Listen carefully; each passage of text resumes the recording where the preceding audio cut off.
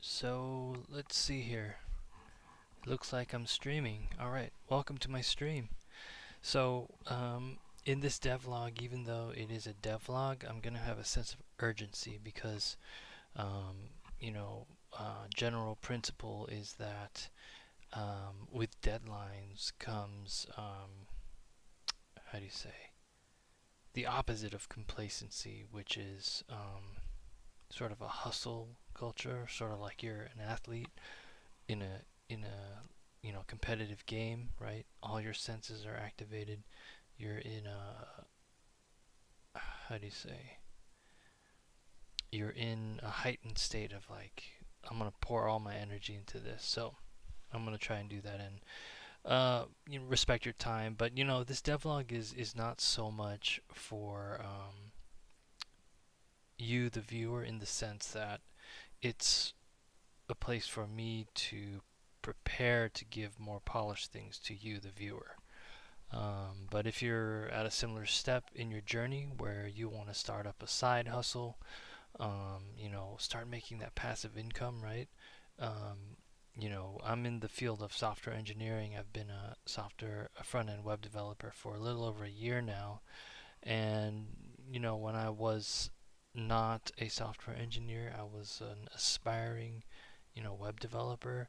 I was like, it took me a long time to get this job. So, I went to graduate school and got a master's degree in the design and development of digital games up out in New York City. Um, what was it? The School of Education at Columbia University, which is called Teachers College for some reason. Um, yeah, so I attended that graduate school. It's called again the Design and Development of Digital Games. But to make this story as short as possible, Teachers College had strengths and it had weaknesses. So let's start with the strengths. The strengths were that Teachers College is a school of education. So it's going to be really strong in what's called the literature or, research papers, academic papers, things published in academic journals.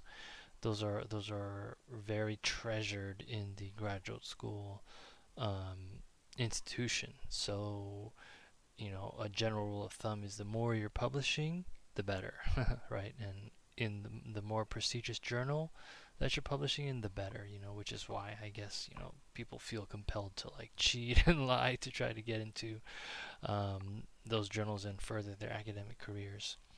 So I learned a lot about the literature, and if we go to Google, I think it's called scholar.com, right? Scholar.google.com. Let's see. Yeah, yeah, there you go. This is the subdomain, so it should come first. Google is like the main website. I was really into virtual reality, so I'd be like, virtual reality. This was, when was this? This was in today's 2023. This was around 5, 6 years ago. So, wow, 2018. Wow, that's a trip. I'm from LA, but my sister's out of New York City, and so I moved to New York City from Singapore. Go figure. Um, I followed a girl there that I thought was, worth following out to Singapore.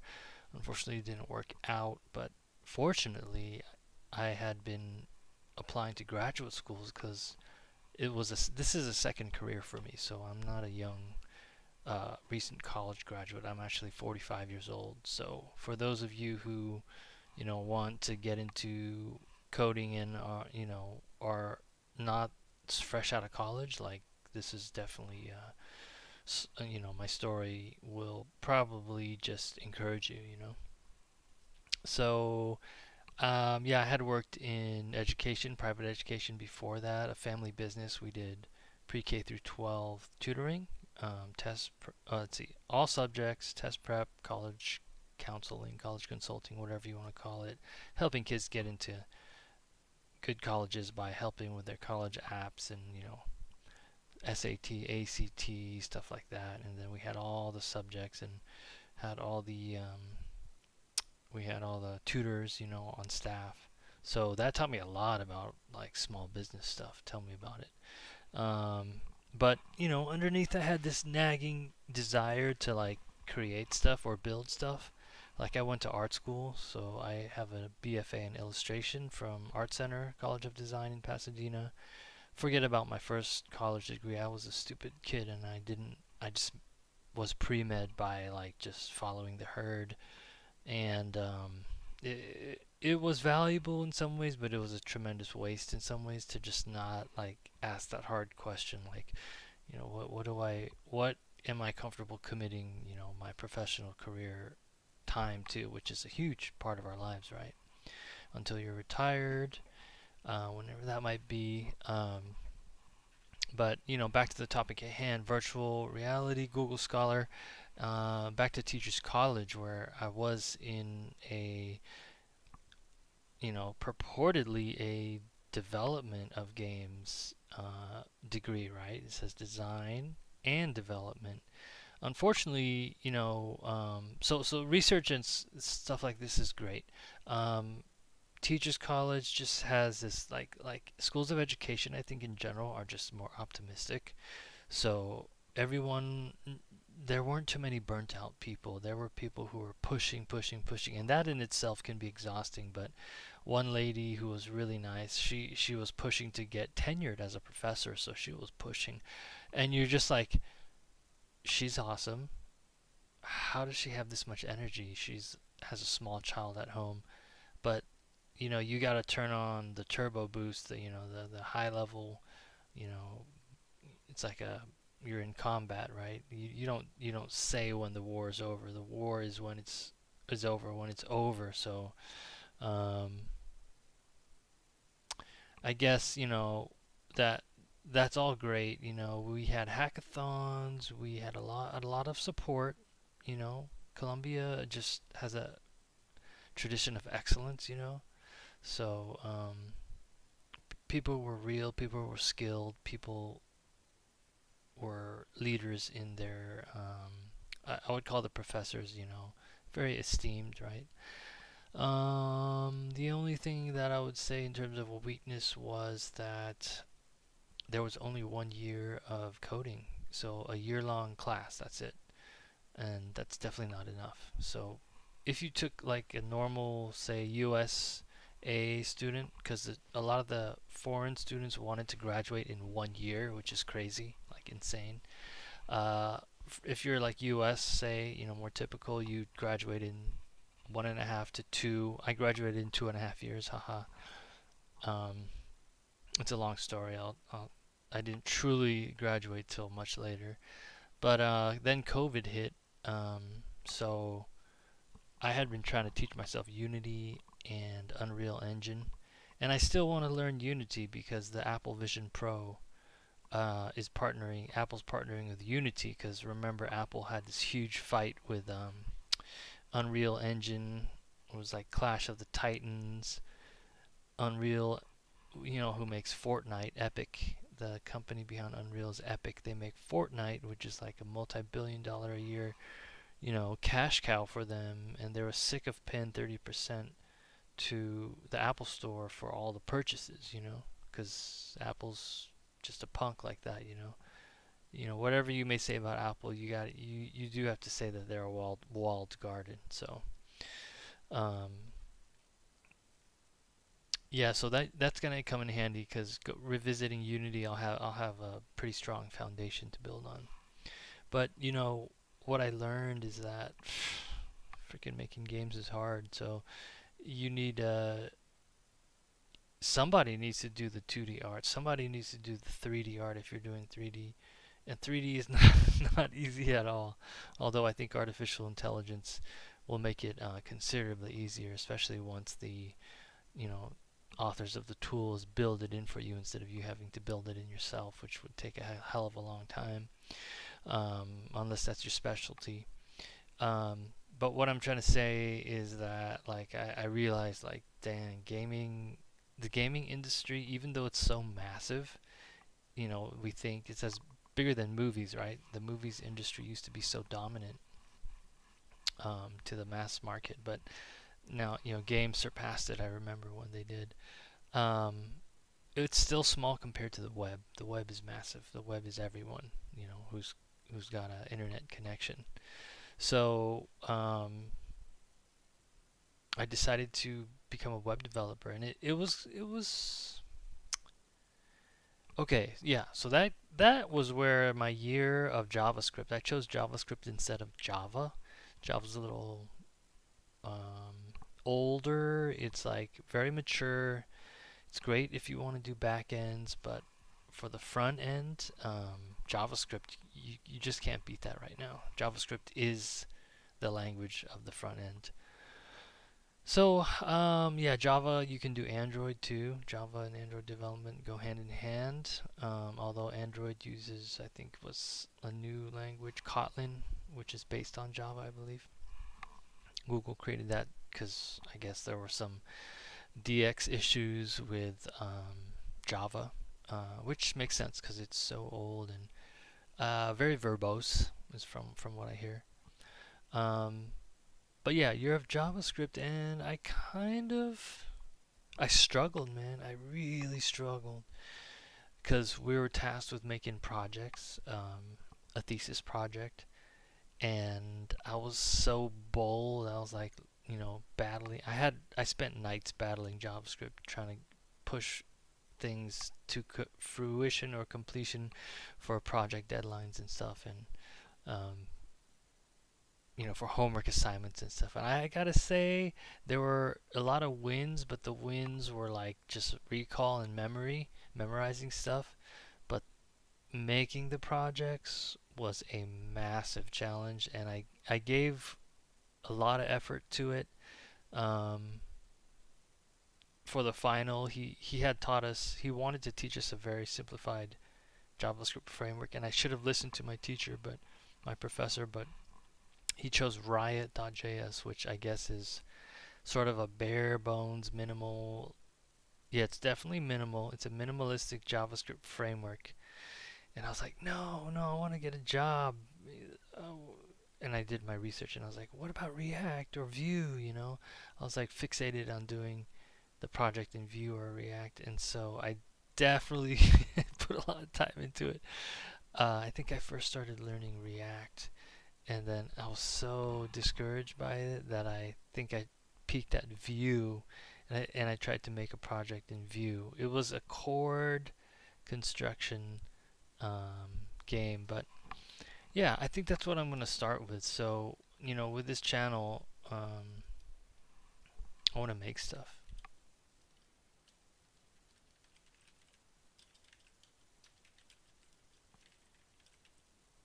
All right, so we're gonna go to, where is that? Let's do it with Vite.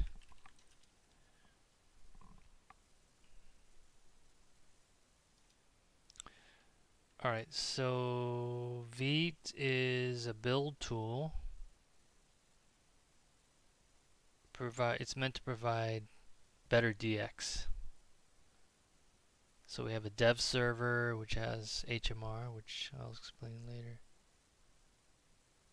and a build command that bundles your code using rollup.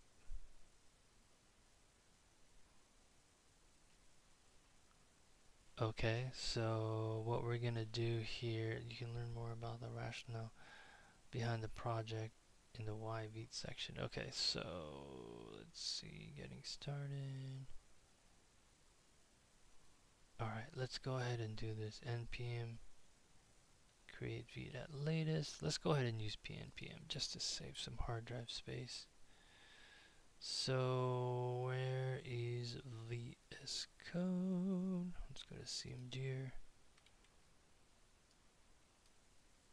Alright, so I downloaded this console alternative to this default Windows one. It's called cmdir, Commander, I guess. So I'm in here. Let's go to repos list. Okay, so let's go pnpm create vite. Whoa. Okay, pnpm create vite. Let's call this like a whiteboard, fig jam. Yeah, let's call this whiteboard sandbox. Alright, this is where we're just gonna throw all kinds of crazy stuff. So you could pick. That's the beauty of Vite. Vite was made by the creator of Vue, but Evan chose to make Vite front-end framework agnostic. That's why you can pick vanilla, you can pick Vue, you can pick React, Lit, Svelte, others. I'm wondering if we should do vanilla or Vue. I am gonna pick vanilla because this is like for beginners. I want to help beginners, so we're gonna go cd whiteboard sandbox. If you hit tab, it'll pattern match and figure out which of your files has a WH in front of it. So like if I hit ls, which is gonna list all the stuff in here, whiteboard sandbox is the only W.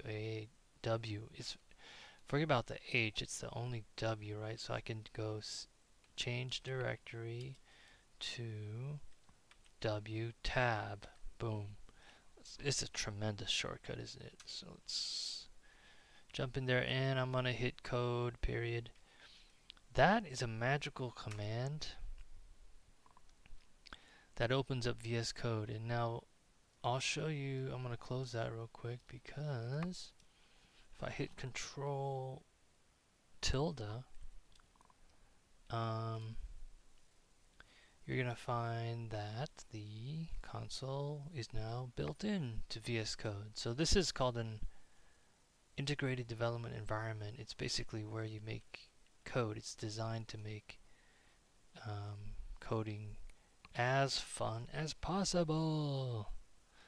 So yeah, I chose to do vanilla, which means just nothing at all, no framework, because I just want to teach you the basics. We need to master the basics before we move on to frameworks. It's just helpful.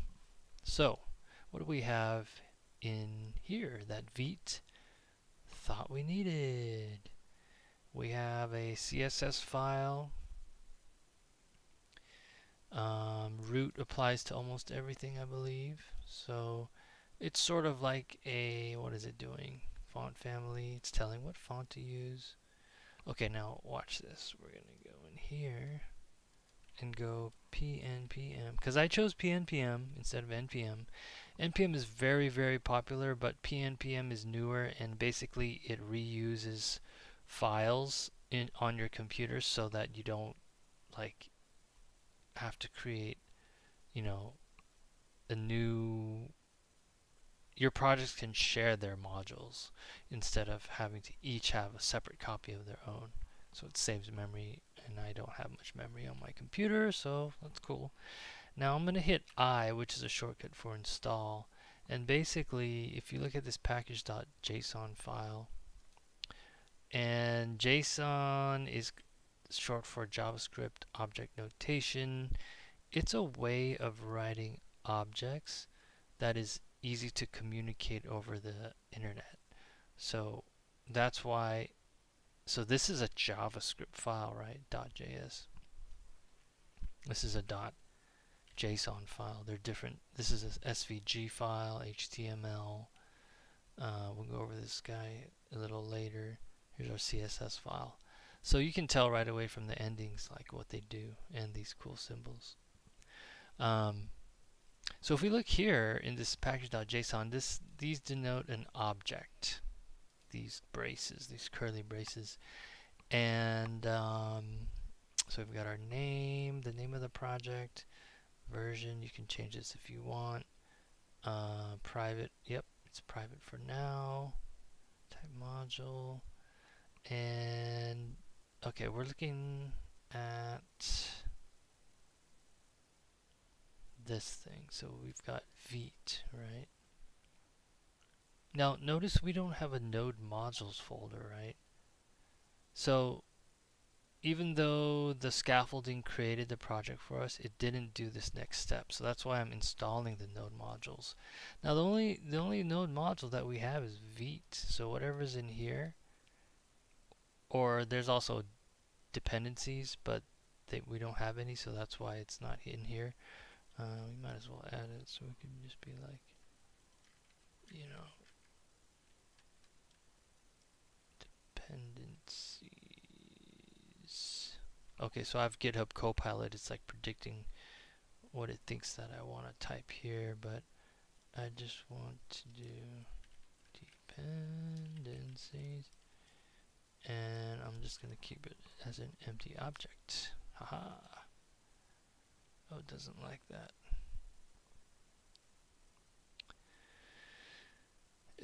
Okay. Oh, okay. I think I did something weird. Okay, I was formatting it wrong. There's no object there. So I just put a comma, and we're good. Okay. So for sure we're going to have some dependencies eventually, because most projects do. You'll see when we install modules that this object is going to be filled with stuff that we like Vue. It's trying to tell me to install Vue, but let's go ahead and just install this guy. So if I hit npm install, it's going to install everything listed within here. Oops. Oops, did I do that? Okay, sorry. Here. Alright, so yep, as you can see there's a node modules here, and you can see that Vite was installed. Okay, so these node modules are just like programs, code that we can download from the internet, the cloud, and basically that's the magic of open source, is that the people who created Vite made it open source. It's shareable, it's free. All we need to do is download it. So we're downloading this library from these generous authors, right? Okay, so I did see that update available. I might as well just update this real quick. Just a little hygiene going on. pnpm add global pnpm. There we go.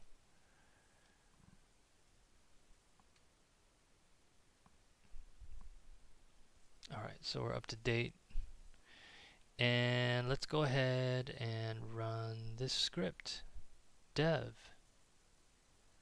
Build is when you want to build your files and you're ready to publish them. Preview or ship them, or whatever verb you want to use. Preview spins up a dev server with a view of this build. And dev just spins up a dev server so we can see what we're doing. So here's our HTML file. That's kind of the start of this website. So what do we have here? Okay, we have a main.js file being referenced. What's in main? Okay, we're importing the logo. Oh, we have a counter. Cool. So they imported the setup counter function from /counter JS. Here's counter JS. I'll double click it to make it not leave our site and split it over here. I was looking over here. Oops, I was on main.js. Minimize this guy. And scooch this guy over here. Alright, so document.querySelector #app is selecting this guy, this div. Okay, so JavaScript has got a hold of that div, and it's saying inside that, in the inner HTML, in here, put all this stuff in. So what do we got here? We've got a div. A div is just like a division or like a container. It can do nothing, like basically be empty, or it can hold stuff. So it's holding an anchor tag. So we've got, okay, that's where that Vite logo's coming in. So we're gonna have this logo featuring at the top, right? Then we've got JavaScript logo, javascript.svg. Okay, so we got that. So I think that's going to be below it. And then we have an H1, which is like a headline saying, hello, Vite. And then we've got another div. This is just like a tag, so we can reference this div. And it's a button. Okay, so we got a button. And now notice there's no text in the button. So main.js,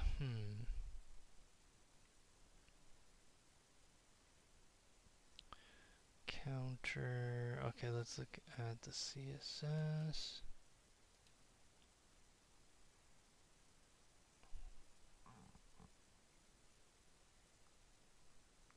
There's a styling for the button, card, logo, counter. Oh, okay. Setup counter. Is that this thing? Yeah. So this is a function that we got over here imported. And basically what it does is it grabs an element. Okay, so document.querySelector hash counter. That is this button. So this is the element flying in here. So it's going to say let counter equals 0. Okay. So const set counter equals. Okay, so this is a function, and what it's doing is setting counter to count. And element.inner count is. Okay, so element is here. So element.innerHTML, that is where it's going to pop that in. So it's going to say count is 0 to begin with. Okay, element.addEventListener, click. Boom, set counter count.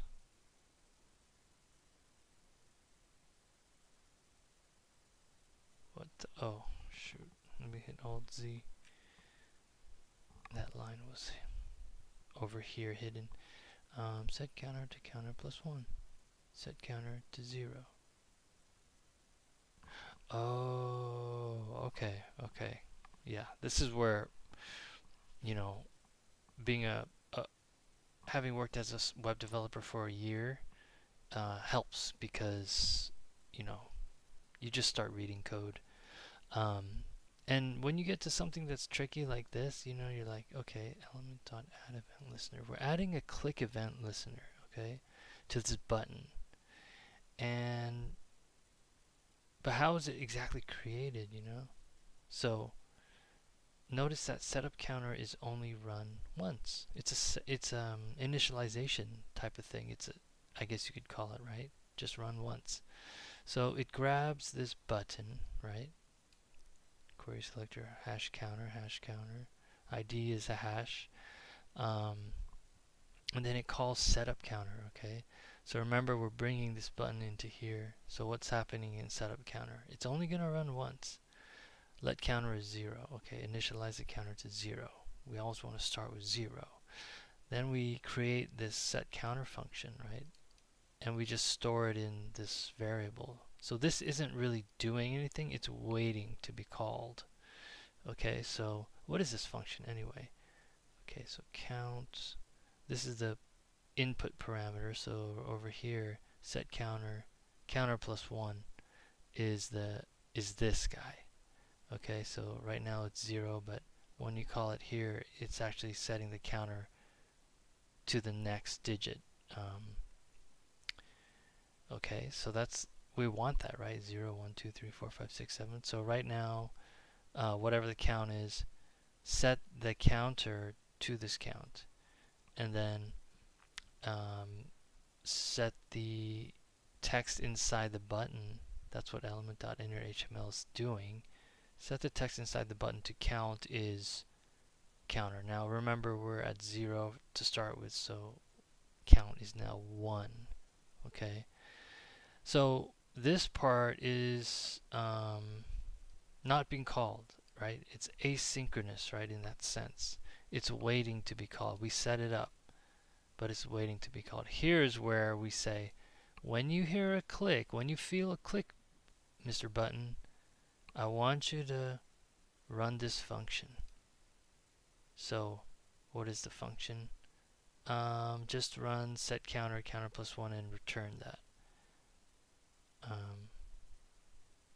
I guess, yeah, you just have to make it a callback. I guess that's the rule. That's why, that's kind of weird, right? You just think you could just call set counter, counter plus 1, but that's just how you learn to accept those things, you know. It's not that bad to have to memorize that, and apparently that's just the way JavaScript works. Otherwise, they wouldn't have made you do that. So, now we have something waiting on the button, right, to hear it, and when it hears it, it's gonna call set counter with counter plus 1, right? And then, okay, we run set counter 0.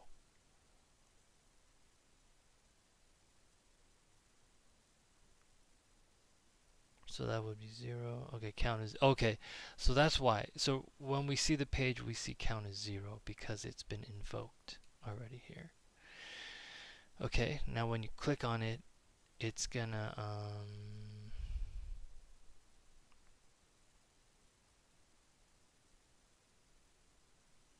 set counter 0.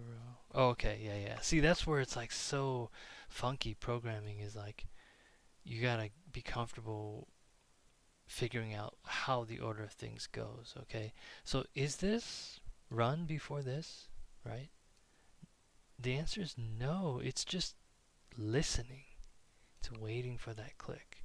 Okay, this is just defining the function. This is just initializing the variable. The first thing that actually executes, I guess, like in terms of a function call, I guess you could say, is this guy. Okay, so set counter at 0. Okay, so count is 0, right? Counter is equal to 0. Count is 0. Okay, so that's what we see on the page. Now, when you go ahead and click on the button, boom, you click on it. Now set counter of counter plus 1 runs, and counter is 0. That's great. That's what we want.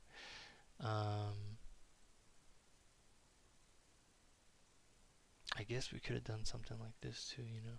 We could have just done declare that and then set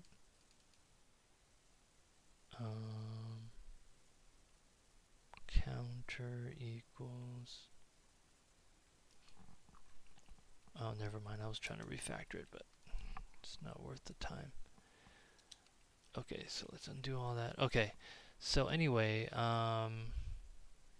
yeah, I would explain this in a much better way if it was a YouTube video, but I'm just practicing and going through this. So let's move on. We will go over here, pnpm run dev, and that's how you run the script here. You go pnpm run dev, pnpm run build, pnpm run preview, and you can code all this stuff. It's super flexible. All this it's just crazy what you can do. So, okay, it says Vite ready local. So I'm gonna control click on this to follow the link, and voila, there is our home page, or page, yeah, the home page of our project. So there's that count button, right? Count is 0. If I click, it's gonna increment. Nice. There's a cool little glow effect there. That's very tasteful, artistic. And yeah, I'm going to right click and hit inspect. And these are called the developer tools. They're super handy. Usually we're on console to see any statements or information that's coming from our project, so we can communicate with ourselves, or errors will pop up here too. Now, I did say, oh, I thought that they're going to be next to each other, but or on top of each other. So I'm gonna go here, our anchor tags, inline. Okay, so they are inline elements. You can put several links in a row and they will display in a line or horizontally. They won't stack vertically. Now, if I play with the CSS and do this, let's do it up here. Let's do style equals. Is that how you do it? Display block.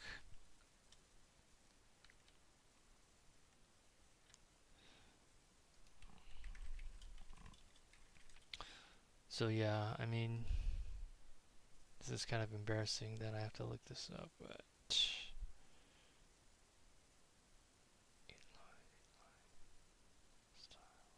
okay, you don't need those brackets. I should have known that.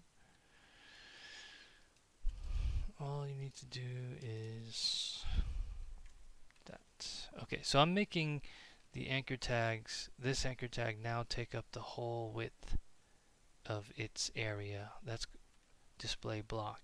Now if I say display inline, they're going to go next to each other. Okay, so that's CSS. It lets us rearrange stuff visually. Okay, and you can put the CSS directly in this in your markup. Markup is HTML. It's a synonym, or another synonym for it is your template, because it's sort of like physical, sort of, in a sense. It's like it tells things where to go, how things are hierarchically organized. Alright, so I think that's about it for this stream. I haven't streamed in a while, so I can tell my voice is going to go hoarse, but hopefully this was of value to you, particularly if you're new or an aspiring web developer even. Just showing you how easy it is to get up and running with a whiteboard / sandbox where you can create projects and stuff. So I guess this video would be more of a setup video. You know, you can just download VS Code from Google. Just Google VS Code and download it. There's a lot to it, but just download it and that you get familiar with it. There's a lot of extensions that are really helpful. You can also pick different themes and pick your own. You can customize this thing to your heart's extent, or to your that doesn't even make sense. To your heart's delight or whatever. I'm gonna go ahead and hit Control C and kill the server just because I'm gonna close this out. That was fun. Whiteboard sandbox using Vite, which is just something that helps you build websites. So maybe for the next one I'll create a Vue app, or maybe next stream I'll build something, delete all this stuff and build something new. There's another cool technology called Astro that I want to explore, so that may be coming up as well. Anyways, if you like this video, please like and subscribe, give me a thumbs up, and leave a comment and just let me know if there's anything about these devlogs that can be improved, anything that you really enjoyed. My purpose is to help aspiring web developers become actual working professional web developers, because I made that leap. It was tremendously scary at times. Sometimes I thought it's never going to happen. There's no way. But yeah, I mean, yeah. So my belief system, I'm a Christian, so I feel like it's an answered prayer. I feel like God had a hand in it, but people of all sorts of beliefs get jobs as software developers, and what I'm going to try to do is kind of give you the benefit of hindsight, and be like, oh, if I had learned, web dev, I would have, dedicated a little more time to this, and then dedicated a little less time to that, and had this mindset and built up these disciplines, so that when you do get your that job offer, you're ready to hit the ground running instead of like having to take a lot of time to learn these things and struggle on your own. Um, yeah, because in hindsight, I would have done things a bit differently. But I'll be trying to model, best practices and all that good stuff. So thanks for watching, and I'll see you next time.